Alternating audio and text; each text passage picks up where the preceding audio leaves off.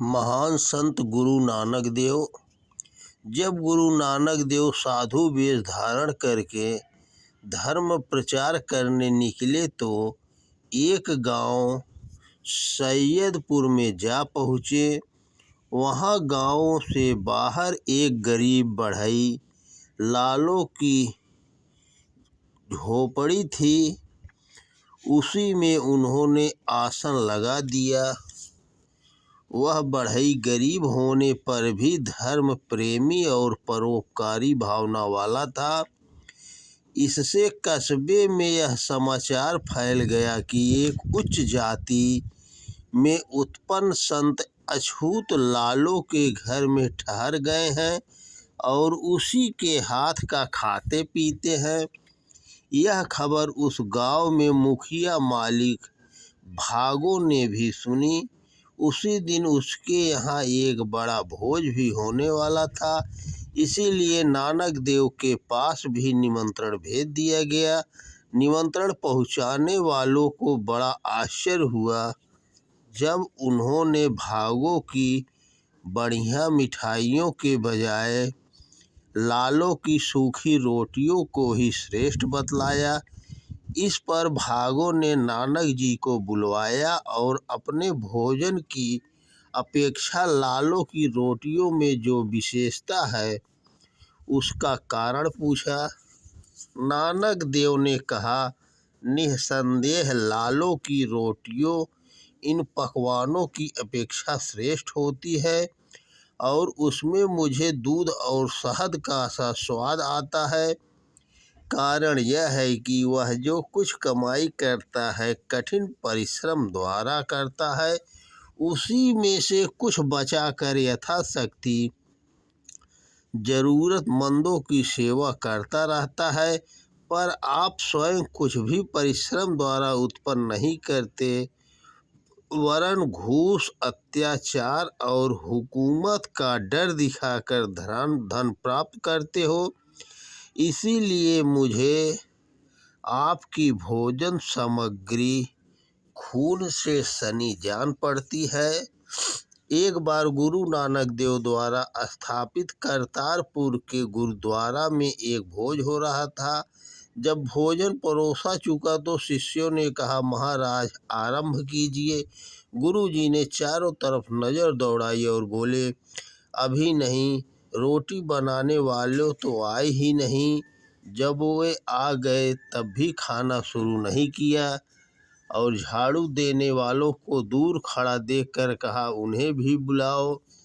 ये दोनों घटनाएं नानक देव की महानता पर प्रकाश डालती है। गत 500 वर्षों में उनके द्वारा स्थापित सिख समुदाय ने जिस अपूर्व एकता, संगठन, त्याग, बलिदान का परिचय दिया है, उसके मूल में उपर्युक्त सत्य सिद्धांतों का समावेश होना ही है। वैषम्य का विष समाज में असंतोष एवं अव्यवस्था उत्पन्न कर देता है और उसके सदस्य फिर न्याय मार्ग पर चलने के बजाय आपाथापी करने लग जाते हैं। ऐसी आर्थिक विषमता प्रायः शोषण और अपहरण के कारण ही उत्पन्न होती है। इसलिए समाज में फूट पड़कर वह अनेक हिस्सों में बढ़ जाता है। कुछ लोग निर्धन अभावग्रस्त रहकर छोटे माने जाने लगते हैं और अन्य थोड़े से धन, सोना, चांदी के बल पर बड़े बन बैठते हैं। ऐसा समाज चाहे थोड़े समय के लिए पाशविक शक्ति के आधार पर बड़ा बन बैठे, पर उसका अस्तित्व अस्थायी नहीं होता। शीघ्र ही उन बड़े कहलाने वालों में भी स्पर्धा और अहंकार कारण खटकने लगती है और शीघ्र ही उसका पतन हो जाता है। गुरु नानक देव का जन्म जिस समय हुआ था उस समय भारतीय समाज की ऐसी ही अवस्था थी। उसमें नीच ऊंच का विष अत्यधिक व्याप्त हो गया था।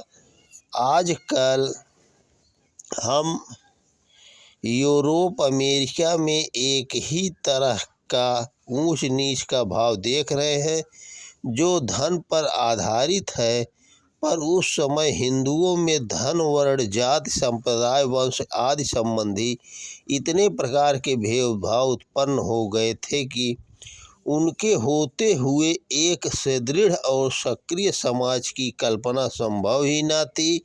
उसी का परिणाम था कि वह प्रतिदिन विदेशियों और विधर्मियों के आक्रमण का शिकार होता जाता था और उस समय तो अस्थायी रूप से मुसलमानों के अधीन होकर घोर अपमान और निकृष्टता का जीवन व्यतीत कर रहा था।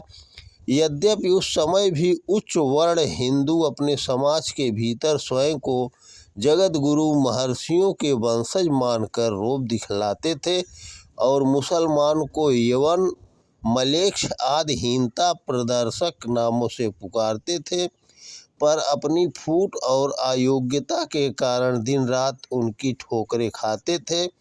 नानक जी के सामने ही भारत पर बाबर बादशाह का आक्रमण हुआ और उसने अपने को सिरताज समझने वाले प्रमुख हिंदुओं की जो दुर्दशा की, उसे देखकर गुरु जी का मन क्षोभ से भर गया। वे सच्चे समाज भक्त थे और उनके दोषों को अच्छी तरह समझते थे। हम गुरु नानक को जनहितकारी मनोवृत्ति के संत कह सकते हैं। मध्यकालीन संतों में उनका स्थान निस्संदेह अद्वितीय है। नानक जी ने समाज की वास्तविक स्थिति और त्रुटियों पर ध्यान दिया तथा उनको एक सशक्त और कार्यक्षम संगठन बनाने में सफलता मिल सकी।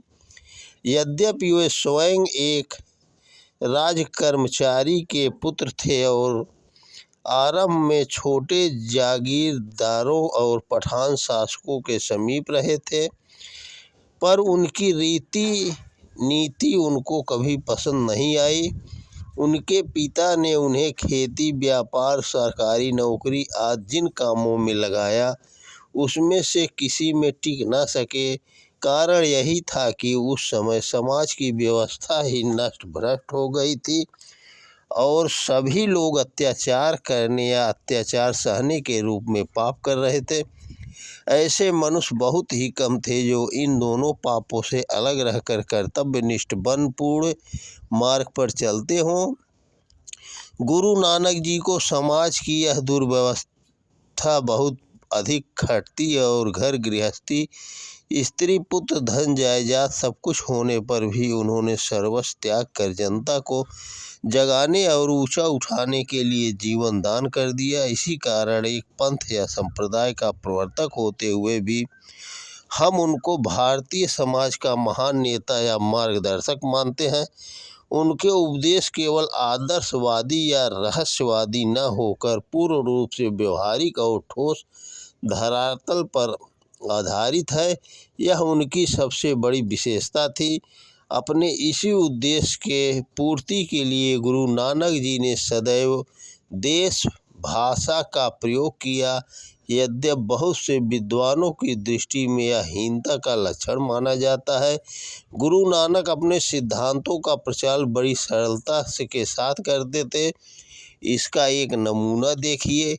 जाति का गर्व न कर मूर्ख गंवारा, इस गर्व से चलहि बहुत विकारा। माटी एक सगल संसारा, बहुविध भाड़े घड़ो कुम्हारा। पंच तत्व मिल देहि का आकारा, घटबध को करे विचारा।